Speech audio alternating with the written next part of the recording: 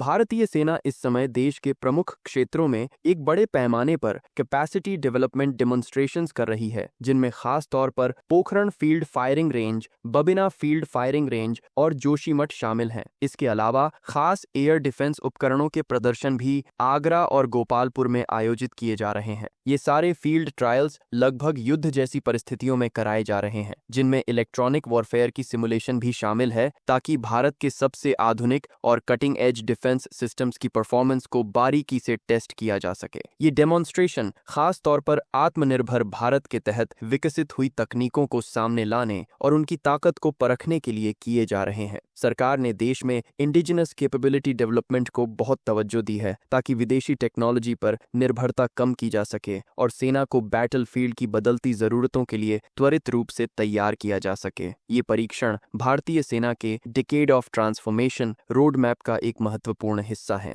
जिसका मकसद है आने वाले 10 सालों में सेना की क्षमता और तकनीकी बल को नए स्तर पर ले जाना। इन ट्रायल्स से यह सुनिश्चित किया जाएगा कि नई टेक्नोलॉजी को जल्द से जल्द फील्ड में अपनाया जाए, ताकि सेना की ऑपरेशनल रेडीनेस में कोई कमी न रहे। इस बार के प्रदर्शन में कई एडवांस्ड और फ्यूचरिस्टिक प्लेटफॉर्म्स शामिल हैं, जैसे कि unmanned aerial systems, UAV launched precision guided munition और runway independent remotely piloted aerial systems, जो रनवे के बिना भी ऑपरेट कर सकते हैं। इसके साथ ही काउंटर ड्रोन सिस्टम भी टेस्ट किए जा रहे हैं, जो दुश्मन के ड्रोन हमलों को रोकने में मददगार साबित होंगे। लोइटेरिंग म्यूनिशन को भी परखा जा रहा है, विशेष रूप से वर्टिकल लॉन्च ड्रोन्स, जो जमीन से सीधे ऊपर की ओर लॉन्च किए जा सकते हैं, उनकी भी परीक्षण प्रक्रिया चल रही है। Precision multi munition delivery systems का इस्तेमाल भी अब ज्यादा सटीकता और ताकत के साथ करने की कोशिश की जा रही है, जिससे कम समय में ज्यादा नुकसान पहुंचाया जा सके। Integrated drone detection and interdiction system भी ऐसे उपकरणों में शामिल है, जो ड्रोन की पहचान कर उन्हें फेल करने की क्षमता रखते हैं। कम ऊंचाई पर काम करने वाले लाइट वेट रडार और next generation very short range air defence systems भी इन परीक्षणों का हिस्सा हैं। ये सिस्टम खास तौर पर हेलीकॉप्टर, ड्रोन और अन्य छोटे वायु हमलों से रक्षा करने के लिए महत्वपूर्ण है। साथ ही इलेक्ट्रॉनिक वॉरफेयर प्लेटफॉर्म्स भी इन डेमोन्स्ट्रेशन में शामिल हैं, जो इलेक्ट्रॉनिक सिग्नल्स को बाधित करके दुश्मन की कम्युनिकेशन और नेविगेशन को प्रभावित करने में मदद करते हैं। इन सारी तकनीकों का मकसद केवल नए हथियारों को सेना के हाथों में देना ही नहीं है, बल्कि युद्ध के मैदान पर तेजी से बदलते हालातों के हिसाब से सेना को पूरी तरह से तैयार करना है। आज के डिजिटल और हाईटेक युद्ध युग में इलेक्ट्रॉनिक वॉरफेयर, ड्रोन तकनीक और काउंटर ड्रोन सिस्टम जैसी चीजें बेहद जरूरी हो गई हैं, क्योंकि पारंपरिक लड़ाई से बढ़कर अब नेटवर्क सेंट्रिक युद्ध चल रहा है, जिसमें हर पल सूचना का आदान प्रदान होता रहता है। इंडिजिनस डिफेंस टेक्नोलॉजी का विकास ही भविष्य की सुरक्षा की गारंटी है। ये केवल सेना की ताकत बढ़ाने का काम नहीं करता,